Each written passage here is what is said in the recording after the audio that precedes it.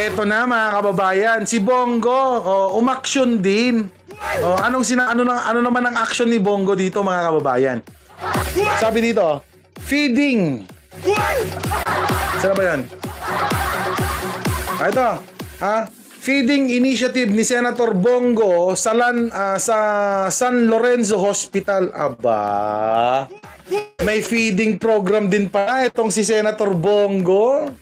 Nagsagawa ng feeding initiative si Bongo sa San Lorenzo Hospital ngayong Biyernes, October 25 habang patuloy ang pananalasa ng Bagyong Christine. Nakatanggap ang mainit na lugaw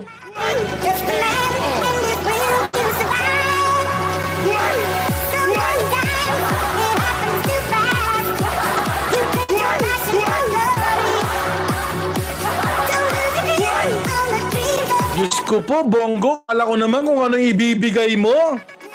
Lugaw pala. Diba? Nakatanggap ng mainit na lugaw mula sa tanggapan ni Mr. Malasakit. Ang mga pasyente, Mr. Malasakit pa. Tinawag mo pang Mr. Malasakit yung pangalan mo, Bongo, lugaw lang naman ibibigay mo.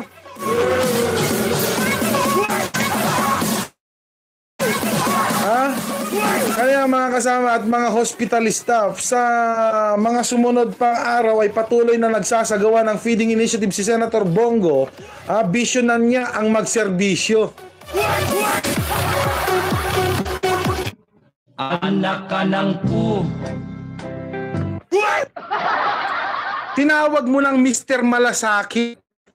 Bisyo ay magserbisyo. Pero ipapakain mo, Diyos ko po, lugaw. K.O. Di ba?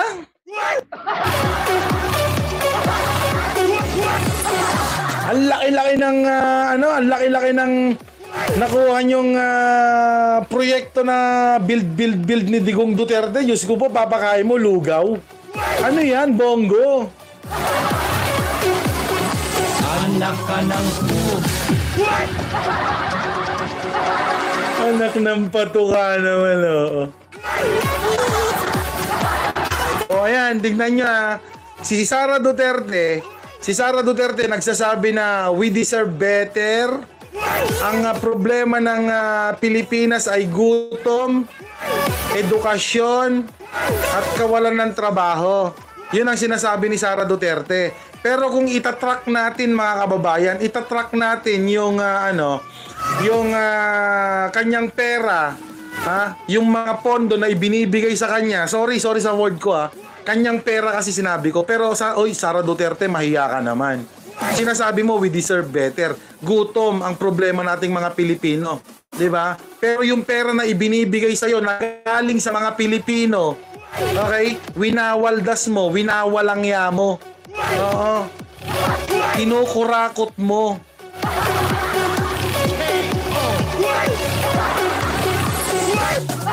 Tapos si Bongo naman, ayan at least si Bongo, di ba?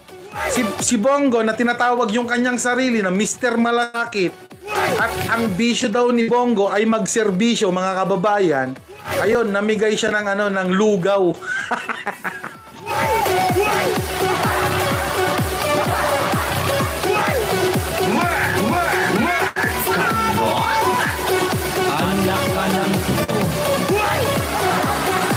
Tinawag mo lang ang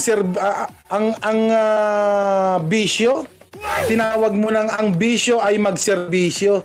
Mr. Malasakit. Pero Diyos ko naman, yung ibibigay mo lugaw, ano yun?